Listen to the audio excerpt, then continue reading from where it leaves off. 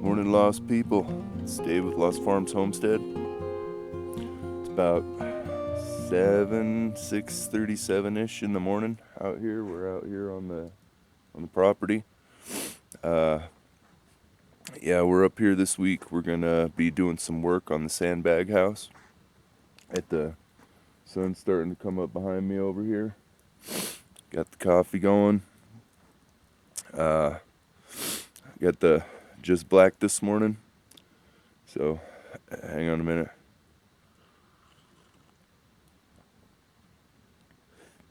Oh yeah, that's good, delicious coffee. Once more, if you haven't tried just black rifle, check it out. It's good coffee, delicious, amazing, and those guys rock too, by the way. Very cool. So anyways, so we're out here this morning. We're going to get some work done. I got some other stuff here. Here, check this out. This is what I got right now. Alright, so I picked up, let me move this out of the way. I got, so this is the stand here, stand for the saw. And then here, hang on a minute, I'm going to do this. Here, this is a 10-inch sliding compound miter saw. So, and I know the picture's upside down, I apologize. But this is for, that is going to be for cutting the angles on the wood for the rafters when we do the roof framing. So I don't expect to be doing the main part of the roof framing today, but I'm hoping to at least get to some of the angle parts and the top plates. So when we get out there, the first thing we're going to do is we're going to put up the 2 rows across the front to create the slope, and then put the top plates on. And here I got these. I was going to show you guys these too. So I've got, here, see right here, this is all of the pins that I was talking about, and a friend of mine, Danny, welded the top of these on here like this. So we're going to use them like pins. I'm going to drive them down into the top of the earth bags like nails, just to hold that down. And then I have the other strap, the zip ties, the really big zip ties. So we're going to zip tie it on and then run those down through it to hold it on there. So that's the plan for that. And then I got some additional sawhorses back here just for help if we need it when we're cutting stuff. So, all right. And then over here, I got set up. This is the whole camp space here. So I'm going to get some breakfast going on. I made some breakfast burritos this time for breakfast. So we're just going to throw some burritos on the grill and heat them up for breakfast and do coffee. So, and John's still asleep right now. I'm going to go wake him up in a minute and get him ready to go so we can get on it. It's very cold this morning. Let's see what the truck says. I'll have to turn it on. So, you know what? I left the keys in the RV. I'll get a shot of that before we start work. Let you know how cold it is. But yeah, it's very cold this morning. I'm feeling it, especially my fingers. I've misplaced my gloves last night in the dark, and I'm paying for it this morning. It is cold. Holy cow, it's cold. But anyways, so what a world we live in, huh? Craziness going on today.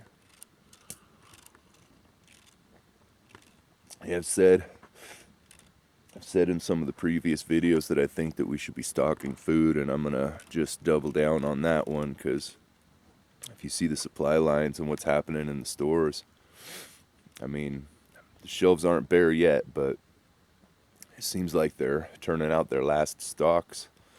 I saw a video online the other day where a lady was walking through and looking at the dates on all of the food, and all of the dates were expired on the food that the store was selling. Now, I'm not saying that's happening everywhere and it's a big deal, but it is an indicator that people are running out of stock, you know, and there is a bit of scarcity going on, not a lot right now, but I'm saying it's going to get worse, and I'm saying you ought to be stocking food. So if you go back in the video selection, you'll see on our channel, you'll see there's a video about stocking hard red and white wheat, and there's another video about a pantry and how to stock your pantry and inventory. And also, I've just recently started a new series.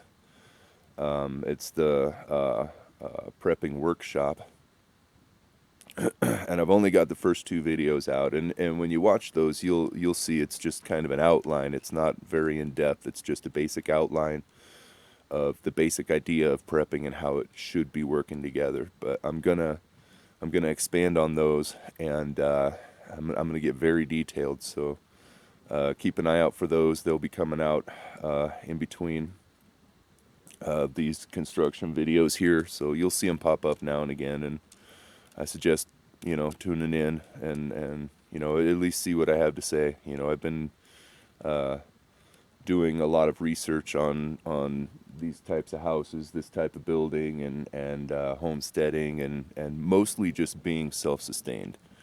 I mean, the way I figure is, the system that we live within right now is very fragile, and we have a lot of pressures outside of it pushing inward right now, and it seems as though it's about to collapse. I'm not calling for, anarchy or the apocalypse or any of that crap. That's not what I'm saying. I'm not saying, holy, infrastructure failure, grid down, none of that stuff. That's not what I'm saying. What I'm saying is that the system that we live in seems to be very fragile, and it seems prudent to me to prepare the best you can for that system to fail. Not that it's going to, but in the case that it does. Now, the best way to prepare for that to happen is to become as independent of the system as you can. And a lot of that, first and foremost, it has to do with being financially independent. Pay off all your debts, get yourself out of debt. That's one of the first big things, is get out of debt. And then, own everything. Own your vehicles, own your land, own your cars. I already said cars. Sorry, it's early this morning. Yeah, coffee. Hold on. At least I don't have any technical difficulties this morning. Checked the batteries before I started. Anyways, the best way to prepare for something like that is to become as independent of the system as you possibly can. Own your vehicles, own your land, own your home. Don't have any credit card debts. Try as much as you can to buy everything with cash. Buy it outright. If you can't buy it, you probably don't need it. Like that, as best you can, and then just stock food, and then learn how to raise food, raise crops, raise animals, chickens, eggs, meat animals, plants, plant a garden, plant orchards, plant, vineyards, anything that you can do to produce food, because that's going to be the thing that's going to be the problem. If things go sideways, the biggest problem is going to be clean water and food. So if you can grow your own food, if you can raise livestock and produce your own food, that puts you a step ahead. If you know how to preserve it, if you can do canning and dehydrating and make jerky and those kinds of things, if you can preserve the food that you produce, it'll get you even that much farther ahead. And there's a lot of things that you can do to become independent of the system. And honestly, the sooner the better, because it kind of looks like the ship's going down. I mean, again, I'm not screaming mayday just yet, but I don't know. We'll talk about indicators in my next video that I do. And I mean, I have my own indicators that I've been watching for a long time, and I'll tell you, a few of them are going off. Not all of them, and I'm not anywhere near ready to call it. But some of the things that I've been watching are starting to go off. I mean, we got inflation right now. That was one of them. Unrest in the other countries. We got that whole thing with Russia, Ukraine right now, China, Taiwan. I mean, they're not going off, but they're on high alert. You know what I'm saying? So, but anyways, we'll talk about all of that stuff when I get to that video. But I'm saying there's a lot of things that we can do now, presently, and we should be doing. And yeah, tune in for the video. So yeah, this is a shameless plug for my prepping videos. So keep an eye out, tune in. Yeah, I'm gonna get some more coffee. I'm gonna get John up, and then we're gonna wrap it up and get ready to go do some work. So stay tuned. I'll see you in a bit. Thanks for watching.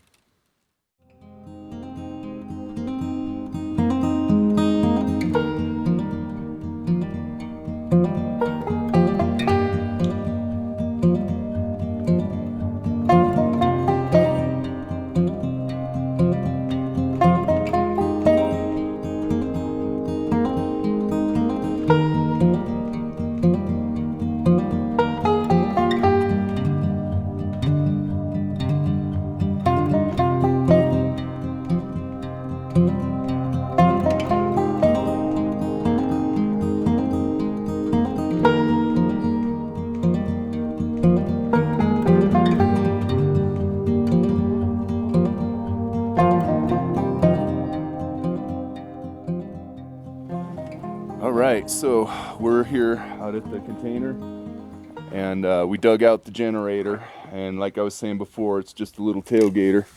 So this thing here, it's saying do not exceed 6.5 amps total max. And both of these saws, this one is a 15 amp, and the little skill saw there is 10 amp. So looks like we're cutting this wood by hand. So what that means is that we're not going to be doing any angle cuts, and I need to get the big generator out here and hook it up to the miter saw so that we can do the big cuts, so or the angle cuts. So that's going to get pushed out, but there's still some stuff we can get the top plates on, and we can do some of the other stuff, framing things we can do. So we're going to get done what we can, and then I'm going to get the other generator down here, and we'll get it fixed and set up so that we can run it, and then we'll set up the saws, and then we'll be able to do the big cuts and get all the angle stuff done. So alright, so we're going to put this stuff inside the container and gather up all of our gear. We got most of this stuff situated right here. So, and then we're going to get all of that packed up and grab the ladder and head over to the build site. So stick around. Thanks.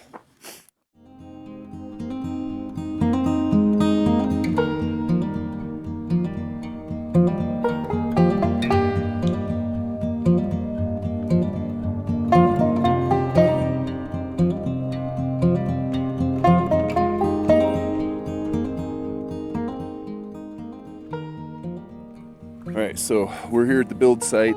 We're getting ready to put the sandbags up on the front here. I'm going to run you through and show you where we're at, just in case you haven't seen the ones before it. So this is where we're at right now.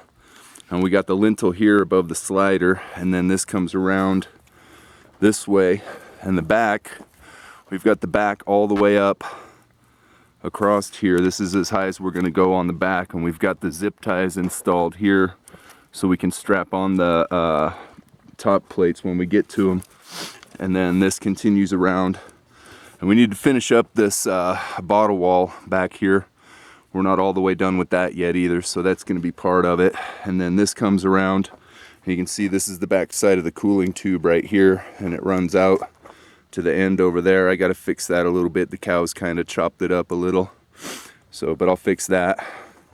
And then over here, this is the other side right here, so we're even all the way across the back. And then this lintel here is going to get built into the side plates that are going to go up for the slope right here. And then this is the front right here coming across the front. So you can see the two spots here where we have the cleat built in for the lateral supports here. Let me show you. I'm gonna go through here. So the lateral supports right there, those are nailed off to the frame back there on both sides, and then they come across to the front here, and we've got them cleated into the wall right here. So you can see how those are cleated in right there, and then that's in two places. So there's the other one right there. So what we're gonna do is we're gonna finish off this row right here across the front to get up to those, and that'll bring us up even with that lintel right there. So once we're even with that lintel, then we're gonna go up, I think 2, maybe 3 more rows just to get it up elevated in order to create that slope back to the back so that we can get the slope on it. So that's where we're at right now. I got John setting up over here with the table here. So he's setting up. He's going to start filling bags, and we got some bags over here that are left over from the last time we were out. So I'm going to start with those while he's getting that going, and then we'll get it going. So we're going to try and get that up as far as we can, and then once we're where we need to be, then we're going to start, we'll start putting in the top plates. So, all right, stick around. Thanks.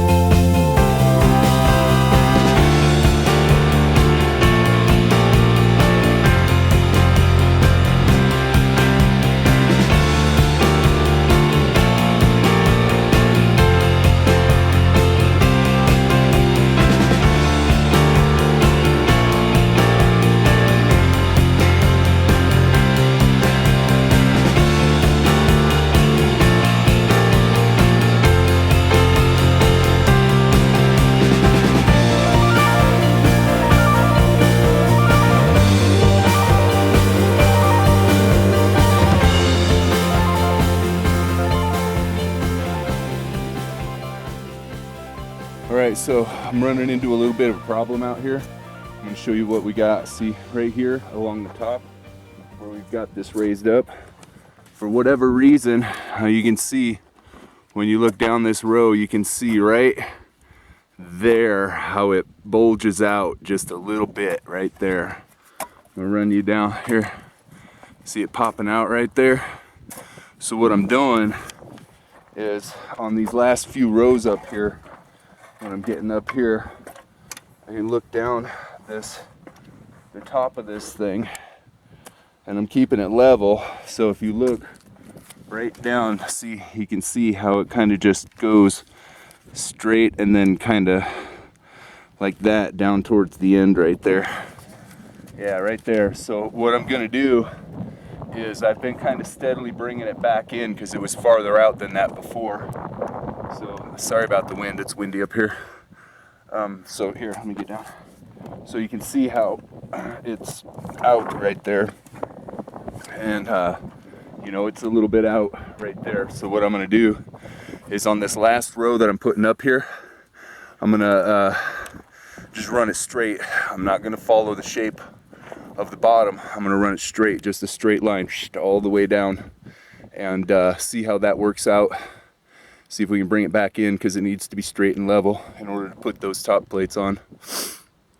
So, and I'm not sure how that happened, because here, if we're looking at this, you can see it's straight across the bottom right there. That's straight, but once you get like halfway up the window, it starts to bow out on both sides, and then right up at the top, it's just a big bow. And I'm not sure how that happened. I think I was probably just in a hurry throwing them up there and not paying attention. It's probably my bad. But again, this is the first run on one of these. It's an experiment house. So I think next time what we're gonna do is run string lines. That way we can stay inside of the line all the way down. So, yeah, or something. I'll figure it out. So anyways, oh, excuse me. Anyways, that's where I'm at with that. I'm gonna get that last row up there, and then we'll put in the zip ties, and then we'll start doing the drilling and cutting. We need to go get the lumber and the saw and a few other things from the container before we can do all of that. But we're gonna finish this out, and then we'll go get that stuff, and then I'll show you what we're doing up here. So stick around. Thanks.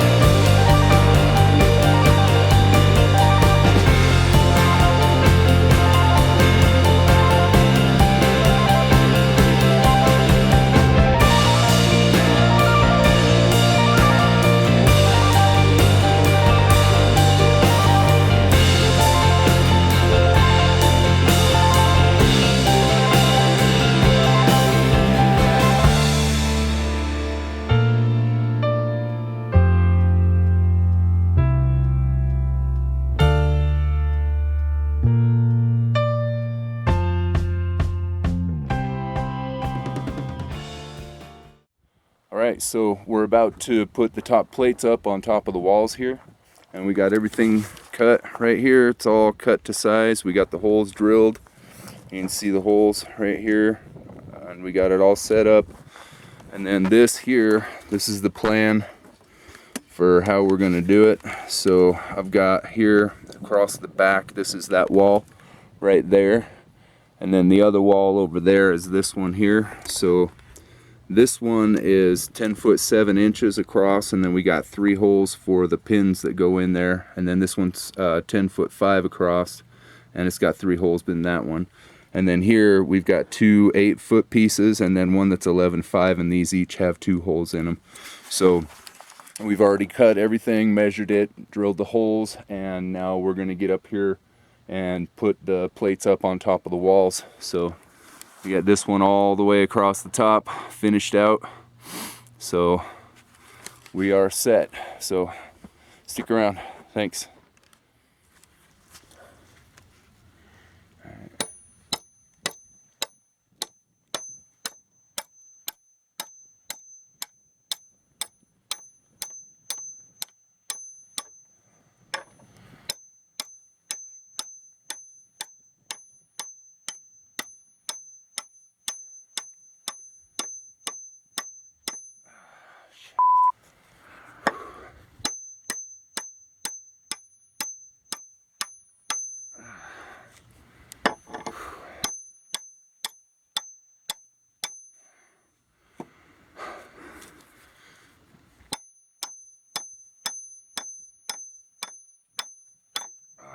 Hit something. All right.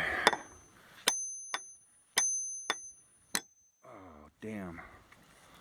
Well, at least we don't got to worry about those popping off, huh? All right. Not on that one anyways. Oh, shit. Sorry, Danny.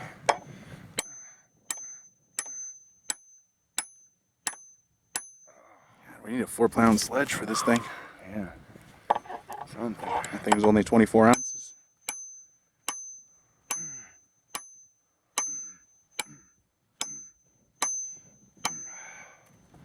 Not sure what that has run into. Barbed wire. If you pound it on enough, it'll fold up over the top of that washer. That's what I'm thinking. See if I can get a little leverage here. Okay. Here, maybe.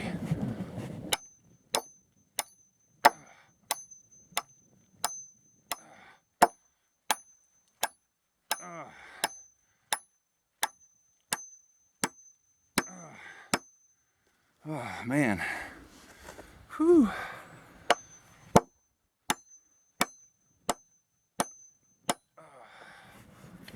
That's good. That ain't coming up.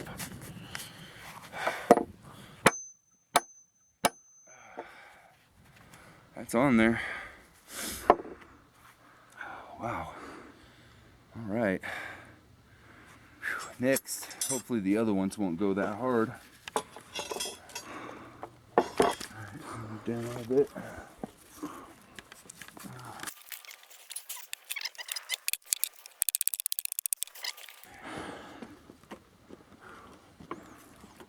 All right. How are we looking? Oh shit. You good? Let me see the camera.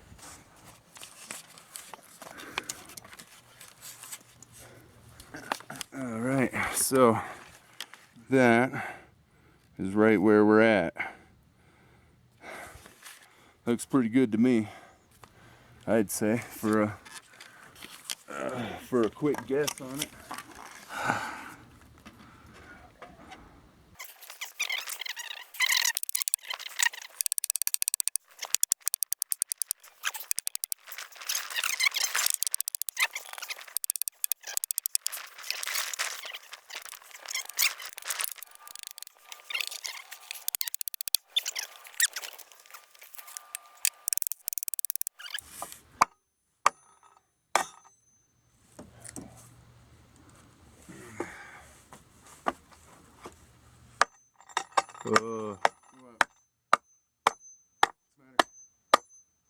Just looks very unsafe. Well, You see that? OSHA would probably have a computer ship. that was a bad idea.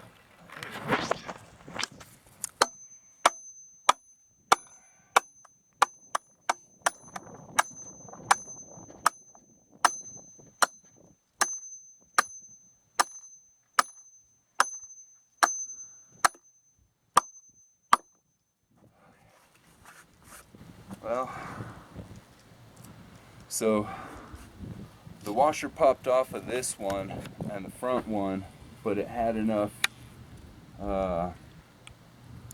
deformity at the top that it created kind of a mushroom, so it's got a head that's holding it down, so it's still holding it down. That one didn't pop off, so that's good. But either way, we got a good top plate right here. This is what we're going to put our rafters on. I run these here as a secondary just for additional support. Come on. All right, so we're up here on the top. You can see right down that line right there.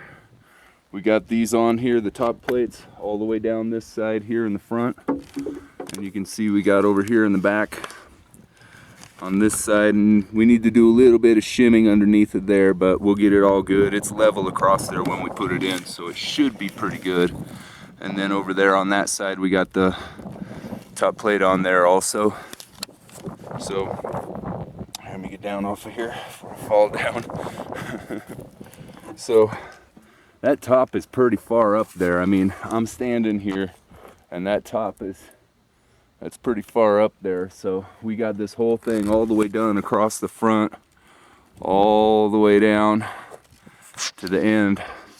And we got those installed on there. Let me back up so I can get you a good view. So that's what we're looking like across the front right now. So that's pretty good. I'm very happy with that, and you can see the top plate on the top of it. So that's just about ready for the rafters to go on. And we got to build up here in between. There's going to be some angle pieces that are going to go across here that will go from the top of that top plate at an angle down to the top of that top plate, and then all of it will be filled in the middle with framing. And then we're going to have a couple of 2x6s mid-span that go through to hold the rafters at mid-span. Excuse me. So we're going to get that put on there. And you can see back here we got the top plates, and we got to do some more work to the bottom wall. I think Hope's going to come out next weekend and help me with that. I'm going to finish up and do some more framing, and this right here. So next week I'm planning, I'm going to come in here and put all of these bags up and build up this inside here, and then we'll do the framing for that.